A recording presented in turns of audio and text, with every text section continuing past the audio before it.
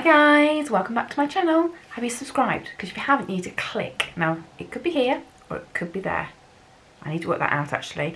But whichever way it is, please click and click notifications and give me some thumbs up if you like my videos. Please do. So today, I'm going to give you a prequel of my trip to Dubrovnik. Is prequel that word? Hopefully it is. Yeah, so this time last week I was sat in a hotel near Stansted Airport. Now, I live in the Midlands, so there may be a big question there as to why I chose Stansted, and for the life of me, I cannot remember. We went with another couple and my brother-in-law. The other couple live near Gatwick, who caught the same time flight from Gatwick as we did to Dubrovnik. And had we booked Gatwick, we could have gone and stayed with them at their place for the night, so saved hotel bills. It was the same distance in the car. We wouldn't have had parking costs. So I don't know how that happened. I really don't. But anyway, we've experienced Stansted. Yeah, I won't be going to Stansted again, I have to say. One, for us, time-wise, it makes no difference whether we go to Gatwick, Heathrow or Stansted. But for me, the biggest no-no of ever going to Stansted ever again was the security area. Our flight was 6 o'clock, so we were there at 4 o'clock. It was heaving, absolutely heaving. It was chaos going through the security. They were being really officious. They were going, "Can you move along?" It's like, well, I can't because someone's right in front of me. And, you know, they were sort of like, "Do this, do that, do this." And it just took forever to get through the security control there. Once through into Stansted, it's not a massive airport. There's very few places to sit. It was really busy, as I said. We did go and find a Costa and have a cup of tea, and I had a wrap, a beetroot vegan wrap, which was quite nice. But it wasn't a nice airport, I don't think. There are nicer. So yes, I'm not sure that was a really good start to the holiday. However, we got on the plane with EasyJet, and now EasyJet, if you've heard my rant about Ryanair, EasyJet, they're very same in the point of view that if you want to choose your seats, you pay for it. If not, the computer picks them at random for you. But guess what? They are sensible because they put you together. So although our seats were picked at random, we were sat next to each other. So Ryanair, it can be done. The flight was very comfortable. And it's only about 2.5 hours, 2 hours 45 minutes. So it's really not a long flight. I thought it'd be longer than that, but it isn't. At Dubrovnik Airport, we'd already arranged a transfer to our accommodation. So they were there waiting for us, great. And it's not even about 20 minutes from the airport to our accommodation in Dubrovnik. So it's a really quick transfer, so that was great. Our friends who were coming from Gatwick arrived about 40 minutes after us, and the guy who owned the apartments we were renting picked them up. He could have picked us up, but he could only take 4 in a car and there was 5. So rather than them having to come back and do 2 journeys, we just got our own transfer. It was the same price, so it just made sense. So we just sort of waited around, and my brother looked after the bags while my husband and I went up and had a walk into a park, which I later found out is the park that they used in Game of Thrones for Joffrey and Sansa's wedding. We didn't know that until the next day. So yes, we had a bit of wandering away. Then they came, and the owner, we stayed at the apartment Lucra, which I will put some details to, and our friends were in the next door sort of room, and it was just a room they had. So we had a 2-bedroom apartment with my brother-in-law, which I've recorded all this, and I will be doing videos of all our days after this. There's just a lot, so I thought I'd talk to you about it first, and then if you click subscribe notifications, you're going to know when my videos are being released, because I did take some videos and some photographs to show you Dubrovnik and some trips we did and things like that. So yeah, so the apartment's lovely. The rooms hadn't been cleaned because the last residents had not long left, and really we shouldn't have got into them till about 2ish.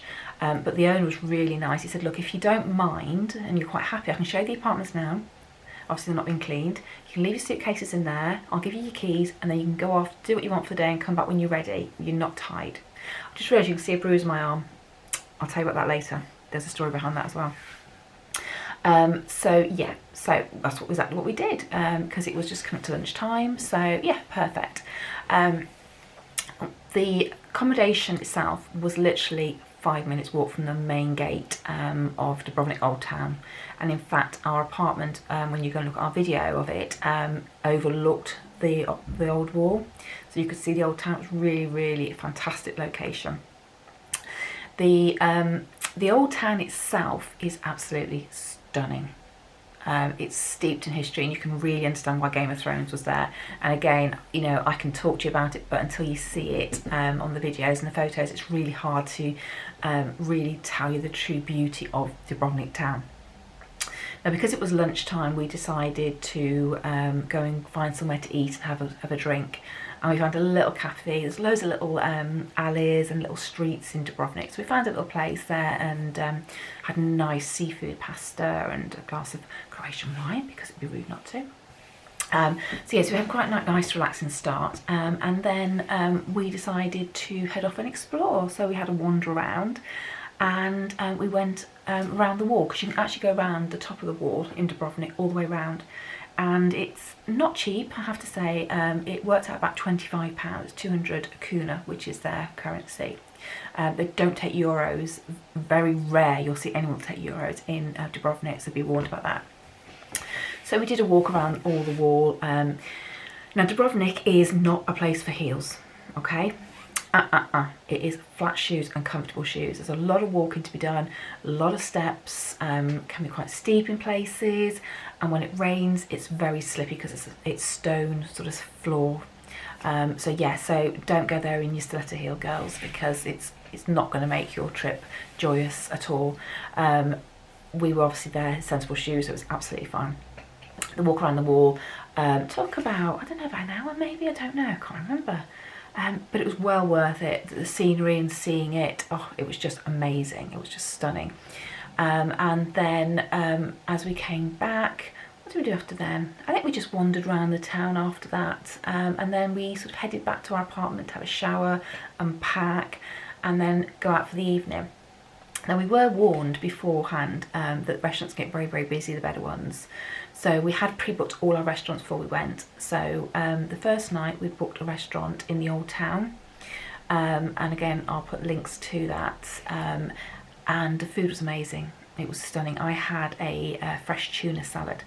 Now, you'll find in Dubrovnik seafood and fish are relatively reasonable. I won't say cheap, but they are reasonable. I didn't eat any meat while I was there, not because I didn't want to, but the fish and seafood was too, it was just, oh, I just couldn't resist it. I really couldn't. So, and that was really nice. They do a thing in Dubrovnik as well, where they bring you this little pate dish as a complimentary thing at the very beginning of your meal. Loads of bread for free as well, and Croatian wine. So yeah, so we had a really good first night. And then the second day, we were going on our Game of Thrones walking tour. So on the way back to our apartment that evening, we'd called into the supermarket, which opens really quite late, and got a bread roll with some ham, slices and cheese, and made a sandwich for breakfast. And then we went for our got tour. And that was actually probably the most social time of any of our things that we did on holiday, because it was 10 o'clock meet time. The guide we had was amazing. He was completely engulfed in Game of Thrones. He was a big fan. Bosco, I think his name was. We first of all walked up to the fort, and this is where your flat shoes and comfy shoes come in really handy, because it is quite steep. And so we had a good walk up to the fort, which is the main sort of building that's the Red Keep in Game of Thrones. You need a bit of visualization, because in the Red Keep it's got quite a few floors, but obviously that's CGI, that's not the fort itself. But as you went around the fort, they showed you where different scenes were shot. And it was really quite interesting to see that, you know, how one part of the scene was shot here, but then the rest of it was shot somewhere else. Excuse me. Also it showed you where on some of the scenes there's an island off Dubrovnik and it's on your left. Okay, definitely on your left. In some of the scenes on Game of Thrones, it's on your right. Now, they didn't move the island, obviously, because they can't do that. What they did is they mirror imaged the scene. So they shot it, flipped it, and then put it together with the rest of the movie they wanted to do. And the way you can tell if it's been flipped is see how many left-handed people are in that scene. There you go, there's a trick that you'll look for. Also learned it was filmed in July, August when it's absolutely scorching, and apparently got a bit pongy because they didn't have time between scenes to get their costumes washed. And if you can imagine the guys in that big armour in that heat, I mean, don't envy them one bit. Yeah, so then we walked down from the fort back into sort of the harbour area, so it was like a little jetty. And I don't know if you remember when Jon Snow said goodbye to the family. It was used in other scenes as well. I think it's when Cersei's daughter left. So yeah, it's along that jetty. So that was really nice. And then we walked back into town and went to where they do the Walk of Shame. And bizarrely enough, our taxi driver from the airport was an extra in that scene, and he showed us a picture of him walking behind Cersei, or obviously the body double, and then they put her head on it. But yeah, he was an extra in that movie. So he was very proud of that. And Bosco, actually, our guide, was he auditioned and got a part, but for personal reasons he couldn't take it. So yes, that was really interesting. You could, if you wanted to, get naked and do the Walk of Shame yourself, but no, it wasn't going to happen. Apparently people do. And it was really interesting. I was telling you about how they compensated the businesses and the people who lived there so that they could get them to move out for a week, or get them to keep their shutters shut. So for example, they were giving them €150 shutter to keep it shut a day. And some people had 9 shutters on the front a day. So you imagine how much they're getting paid. They paid for people to move out for 5 days, so top hotel, all expenses paid, everything. And obviously they compensated the businesses, like really compensated businesses.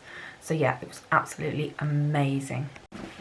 So what else happened? Yeah, so after that we then went to their offices where we got to sit on the Iron Throne. Oh yes, I'll give you a little sneak picture here. Yeah, so I got to sit on the Iron Throne, which was brilliant. So that was a really, really good tour. And then the afternoon, well, we went back to where the launcher, the harbour bit was. And there's a beautiful restaurant there on the seafront, so we had lunch there. I'll say lunch, we just had like a meat platter, which was all we wanted at that point. And then the afternoon, we went to a photography exhibition in the centre. It had started to rain, so this was a perfect opportunity to do it. Now, when I say it was a photography exhibition, it was a war photography exhibition, and it really shocked me. It really did. I'm so glad I went, don't get me wrong. It was about 50 kuna to get in each, so it's about 5-6 quid. And I'm so glad I went because I learnt a lot. There were times when I wanted to leave because I found it too upsetting, too emotional. But I told myself, this is real life, this is what's happened to people, and I owed it to them to stay and look at this. So all these photographers were there to capture the reality of war. So it was like Afghanistan, Iraq, Croatia, Dubrovnik, Bosnia, so with the Serbs, and all of that. So they captured, you know, people and their lives, they captured death. One that really struck me was a baby that had been killed, and the mother was washing it, ready to bury it, and that was just really, really emotional. And there was another one which was a soldier that had been shot down, and then there was another soldier on top that had obviously shot him and killed him, and he was like, yay, you know. And I know it's war, and I know that happens, but it was almost like I didn't want to look at it, but I did want to look at it. It was very, very strange, but I'm so glad we did. Now, that day obviously was a cruise day, so the town was quite busy until that point, and when it started to rain, by the time we came out of the photography exhibition, which was on 2 floors, it had really gone quiet in the town, which was brilliant. So hubby and I went for a little wander around the other part of the harbour, and sort of went over to another gate the other side, and you know, it was lovely to get around really easily. And then we potted back to our accommodation.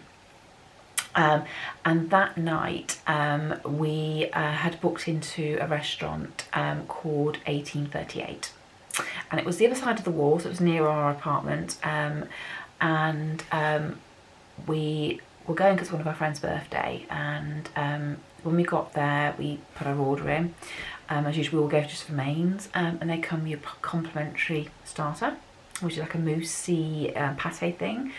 Loads of bread, which I consumed a lot of because I love foreign bread. Don't know what it is, but I love it. So yeah, my Slimming World sort of food optimizing went out the window when it came to the bread. My food was fantastic, but my bread wasn't. I'm a really, really big fan of seafood and fish, and they had mules on the recipe and they were in tomato sauce, not cream, which for me is brilliant because I don't like cream. I don't like doing things in cream. So it was perfect. It was cream, it was tomatoes and garlic and a big bowl, and I had a house salad with that, and that was, oh my god, it was so nice. Didn't go for dessert because I'm not a sweet person. And then as we paid the bill, they gave us this free drink. Now, I'm no kidding you, this is the best drink I've ever had in my life. It was divine. If you're watching from this restaurant, my god, you made my day. Basically, it was Prosecco, lemon sorbet, and a little bit of vodka. But oh my god, it was heaven. Thank god that there was 2 people in our group that don't drink it. So I got a second, somebody else got the other second, but oh my god, it was so nice, it really was nice. So that was a fantastic restaurant. The best thing about the restaurant as well was it overlooked the ocean, and you could see one of the main turrets of the old wall where they did a lot of filming from Game of Thrones. So the location was fabulous, it really was fabulous. So can't wait to show you the pictures around that area and things when I do my videos.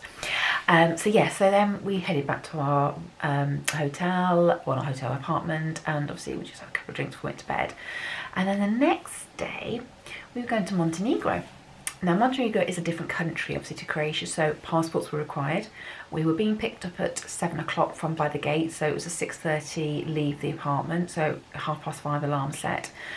I didn't really know much about Montenegro, I have to be honest. I was a bit naive, so I wasn't quite sure what to expect. The reason for the early start is to get through the borders quite quickly, because you go through the Croatian border, then Montenegro border, and the Croatian border is a lot slower than the Montenegro border as well. As you cross the border, the landscape changes and it is just amazing. It's stunning, it really is stunning. And again, I have to get you to subscribe to my channel so you can see the videos and see what Montenegro is like. It is beautiful. And we went to a few places en route. Our drive, we had our own sort of private tour, so there's only 5 of us in our minibus, and it worked out about €64 each.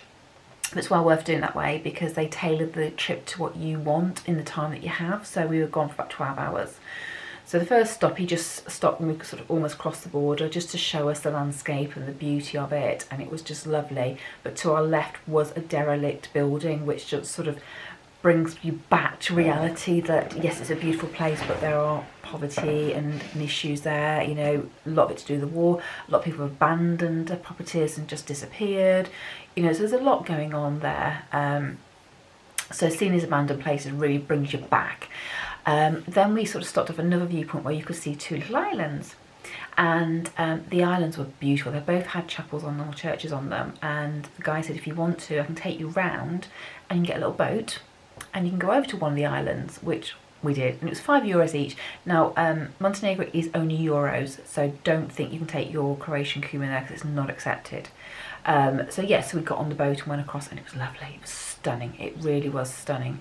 And we spent about 30 minutes on this little island, and it was really tiny. And you'll see again from my videos how tiny it was.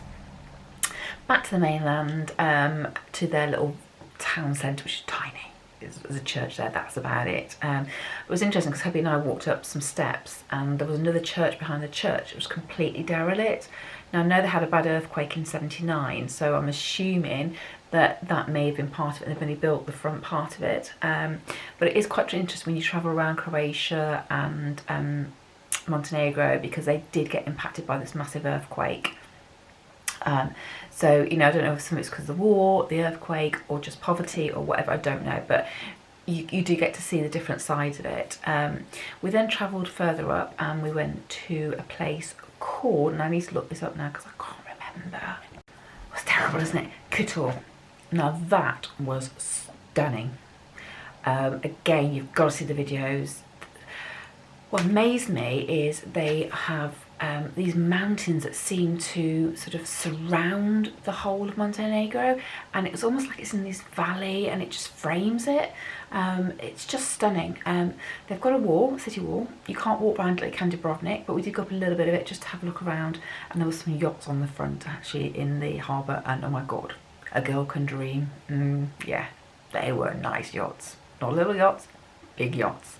So yeah, it was really nice. They've got a wall that goes up the mountainside.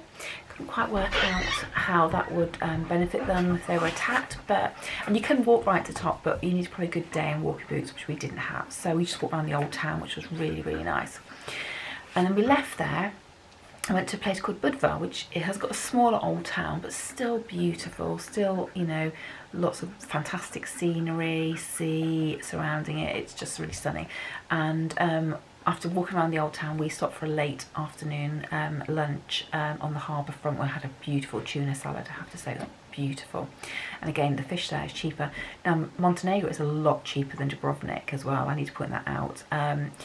You know, we're paying sort of about £6 in the old town for beer, whereas in Montenegro you pay about £2.50 for a beer. So yeah, a lot cheaper for food, things like that. So that was really good, and we left there about 3 o'clock-ish and headed back to Dubrovnik because we need to get through the borders, which were a long queue. I have to say, a really, really long queue. And heavens open, so I was quite glad we were in our minibus. We got through, we got back to Dubrovnik about 6:10. I had booked a restaurant which was further out. We were never going to make it, and I'd cancelled it anyway. So we ended up going back to our favourite restaurant. We liked it, why wouldn't we? It was lovely. Had exactly the same food, I have to say. You know, if something's not broke, don't try and fix it. So yes, I went back there that evening, and that was lovely. Again, can't complain. It was just stunning. So then the next day we were going on another tour in Croatia this time, so not far from Dubrovnik. And I have to go look at this on a piece of paper here, what I've got in my hand. Okay, so went to Kokula, which I don't forget, but before we went to Kokula, we went via Stom. Now they were the epicentre of an earthquake, so they got badly destroyed, and they'd rebuilt their big church, which was beautiful. So it's a very tiny village. A lot of houses are still abandoned, so I've got lower down here, still abandoned and derelict, but they are trying to rebuild the city, well not city, the town. So we had a quick stop there, and then we went off to Kokula. Now Kokula, you have to get a boat across to it. It is worth it. I'm going to have to put this little picture here now for you, just to give you a bit of a taste. Yeah, not what you expect, is it? You expect that in the sort of Caribbean, wouldn't you? But no, this was in Croatia, and it was stunning, absolutely stunning. And we had to walk around the town. That's where Marco Polo is argued to have lived, been born. People say he was born in Venice, Italy, you know, but he apparently lived in Kokula, although he apparently was a little bit of a fibber, if you know his story. Yeah, so that island was beautiful, and we stopped for lunch on the seafront, and if you see my videos, you'll see that I did some tongue-in-cheek pictures of beer with the sea in the background, and it was just, you could die for it. It was really nice. So yeah, so leaving the island was quite depressing because it was so beautiful and the weather was absolutely stunning. It really was. But on the way home, they helped to take the pain away by taking us to a vineyard. Now, I did feel like I was cheating on some of my wine a little bit, but to be honest, even though I agreed that actually the wine wasn't as good. Now, the wine vineyard was in a place, and I'm probably going to say this wrong, Pelgisak. I've got it wrong. And it was a lovely vineyard, don't get me wrong, it was quite sweet. I don't know if I get the name of the vineyard here actually, so I can tell you. No, I can't tell you the name. I will post it under here. But they gave us a tasting of white, a light red, a heavy red. White was quite nice, a light red okay, heavy red not for me, I'm not a heavy red person. Then they gave us a taste of a cherry liqueur, which was lovely actually, very nice. They also had some grappa, that's right, isn't it? Which I binned. Yeah, I binned alcohol. It was disgusting. I was not going to drink it. So they do sparkling and things like that, but that wasn't for the taster there. You got to see around the sort of the not the vineyard, but where they produce the wine. So it wasn't like when I went to Milan where you got to see the grapes and all that sort of stuff, but it was a nice little stop off. It was a nice sort of like little end to the day. So yeah, that was quite nice. And then we headed back to Dubrovnik. And then we came home, and on our last night, there was only one place we could go for dinner, wasn't there? Restaurant 1838. I aged it by 100 years there. You know what, we just decided that actually we loved that restaurant so much, why would we go anywhere, so we cancelled the other one. So yeah, and then sadly the next day we had to come home. Very depressing. I loved it. Now I am going back, I have to say, because there was things that we would love to have done which didn't have time to do. I didn't realise there was so much you could do in Dubrovnik. Absolutely, it's just an amazing place to go to, and I recommend it 100%. Also recommend you subscribe to my channel, of course, and see all the videos that I'm going to put in of Dubrovnik and our trips, etc. Now back to my bruise. Yeah. At the airport waiting to board our plane, I popped to the ladies just before I was about to board, and I was walking back to the gate, and this man didn't look where he was going and completely floored me. And when I say he floored me, I literally hit the deck and the edge of the lift sort of case full on, and there was like a metal barrier there so you couldn't sort of ride into it or whatever, which then took my finger. Not convinced I haven't broken my little finger, but yeah, I went down with a cropper. But you know what it's like, you're like mortified in front of everybody at a gate that you've fallen over, so you're like, oh yeah, no, I'm fine, I'm fine. In fairness to him, he was mortified that he'd done it, and you know, it was an accident. It's just one of those things. He was obsessed looking out the window at the planes and just didn't think and just charged and just tripped me up completely. But you know what? These things happen, you know, at the end of the day. I just got back up and pretended I wasn't in pain or wasn't hurting and got my flight home. So yeah, so that is my whistle-stop tour of my holiday to Dubrovnik. Now I am going to spend my weekend now downloading all my videos, all my pictures, and I will put them into separate YouTube videos for you so you can see. So if you're interested in Montenegro, if you're interested in the old town, you know, whatever you're interested in, hopefully you'll get some idea of what it's like, and maybe book a trip yourself, because seriously guys, I would. So that's it from me for now. So right, I'm going to get on with this. I will catch up with you later. I hope you enjoyed this. So it is a whistle-stop tour just to give you a bit of an overview of, you know, Dubrovnik and my trip. Hopefully you still have a packed for it as well in my previous video, which I'll put a link to here. Yeah, that's it then. So guys, don't forget, subscribe to my channel, and I will work out which side it's on. And don't forget to click notifications, and then you'll see when I put on my Dubrovnik trip videos there for you. So guys, have a good evening, and I will see you later, hopefully. So don't forget to like this, and give me your comments if you've been there as well and what you thought of it. Or if you're thinking of going and you want some advice, happy to share. Alright guys, see you soon. Bye.